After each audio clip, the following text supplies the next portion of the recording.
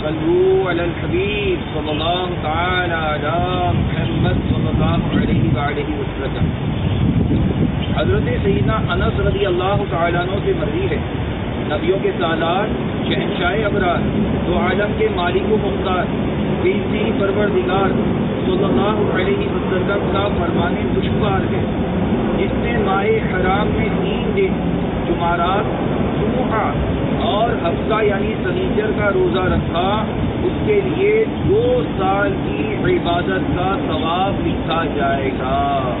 میٹھے میٹھے اسلامی بھائیوں، یہاں ماہ حرام سے مراد 4 ماہ ذوالقعدۃ الحرام، ذوالحجۃ الحرام، محرم الحرام اور رجب المرجب ہیں۔